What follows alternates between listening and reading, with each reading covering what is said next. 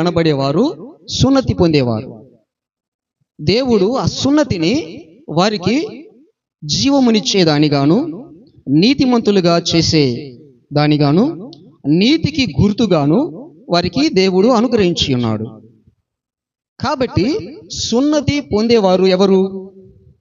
యూదులు, ఇశ్రాయేలీలు అనబడిన వారు, అబ్రహాము యొక్క సంతానము వారు. వీళ్ళంతా సున్నతి పొందేవారు.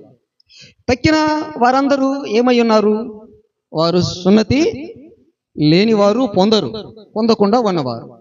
కాబట్టి ఈ సున్నతి పొందిన వారు ఏమంటారంటే, మేము జీవించేవారము, జీవము గల దేవుని కుమారులము అని చెప్తారు. సున్నతి లేని వారు మరణమునకు లోనైన వారు అని అర్థం. వారు నీతిమంతులుగా తీర్చబడరు. కాబట్టి వారు మరణమందు నిలిచి ఉన్నారు, మృతుల లెక్క అని అర్థం అన్నమాట. కాబట్టి ఇప్పుడేం జరుగుతుంది? సున్నతి పొందిన వారు జీవము గలవారు, జీవమునందు నిలిచి ఉన్నవారు అని తెలియచేయవచ్చు.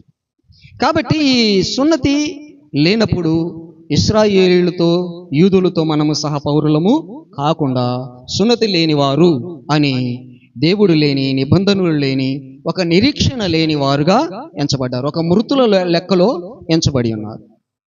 కాబట్టి వీళ్ళకైతే ఒక నిరీక్షణ ఉంది. మనము సున్నతి పొందిన వారము, దేవుని ధర్మశాస్త్రమును నెరవేర్చు వారము, ధర్మశాస్త్రములకు లోనై దేవుని ఆజ్ఞల ప్రకారము జీవించుచున్న మనము జీవములో ప్రవేశిస్తాము. మనము నిత్య జీవము గలవారము.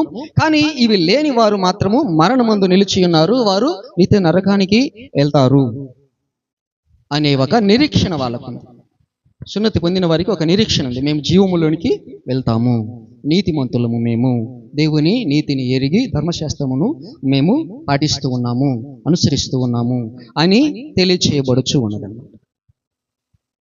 కాబట్టి సున్నతి లేని వారందరూ మృతులై ఉన్నారు, సున్నతి గల వారందరూ జీవము కలిగిన వారు అనబడుచున్నారు. అయితే గలతీ పత్రికలో మనం ఇలా చూస్తాము, 5వ అధ్యాయము 2 నుండి 4 వచనాలు చూడండి.